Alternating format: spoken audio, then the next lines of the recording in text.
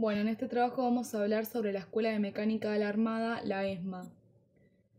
Esta funcionó durante la última dictadura cívico-militar como un centro clandestino de detención, tortura y exterminio, donde se mantuvo en cautiverio alrededor de 5.000 personas que fueron secuestradas por las Fuerzas Armadas y de Seguridad.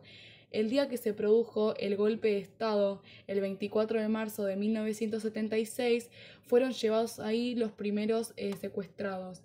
Este predio está ubicado en la zona norte de la ciudad de Buenos Aires y tiene 17 hectáreas. En 2004, Kirchner anunció que en el predio de la ESMA funcionaría el espacio para la memoria y para la promoción y defensa de los derechos humanos. Bueno, yo voy a hablar de las personas sometidas. En la ESMA se llevó a cabo uno de los sistemas más perversos de toda la dictadura cívico-militar. En este lugar los militares violaban, secuestraban, torturaban, deshumanizaban y hasta exterminaban a la mayoría de sus prisioneros. Cada vez que salían a secuestrar llegaban alrededor de 150 jóvenes, los cuales eran tratados de maneras inhumanas. Los ataban de manos y pies y los dejaban sin acceso al baño. Pasaron alrededor de 5.000 desaparecidos por la ESMA y solo pudieron sobrevivir cerca de 500. Y por último, nacieron 40 niños, de los cuales solo 14 pudieron recuperar su identidad, pero muchos años después y con mucho esfuerzo. El sótano era donde se llevaban a todos los detenidos y las habitaciones se encontraban en la primera y en la segunda planta. También se encontraba la sala principal de tortura y una enfermería en donde los médicos revisaban las condiciones de los detenidos luego de las torturas. También estaba el pasillo que atravesaba todo el lugar, que se llamaba la Avenida de la Felicidad, que era por donde los detenidos pasaban hacia los conocidos vuelos de la muerte, en donde los militares los sedaban, los amarraban de pies y manos y luego los tiraban vivos al Río de la Plata. Historia del predio, primera etapa, la escuela. Este predio fue entregado al Ministerio de Marina por el Consejo Deliberante de la Ciudad de Buenos Aires en 1924, para que se realizara como un centro de instrucción de militar. La ESMA fue inaugurada ese mismo año por el presidente Alvear. En el terreno se fue ocupando como una escuela de mecánica, como la escuela de guerra naval y como el casino de oficiales. Los estudiantes se graduaban como técnicos y después tenían la opción de seguir con la carrera de militares. Segunda etapa, la dictadura. La ESMA, en el año 1976, funcionó uno de los centros clandestinos de detención, tortura y exterminio.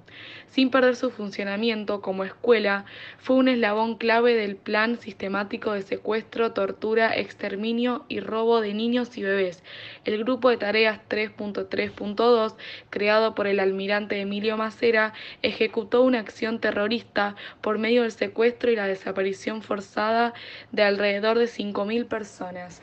Macera puso instalaciones de la ESMA a disposición de distintas fuerzas represivas, afines, comandos de la aeronáutica y otros grupos que la usaron como sitio de tortura y desaparición. Tercera etapa, recuperación.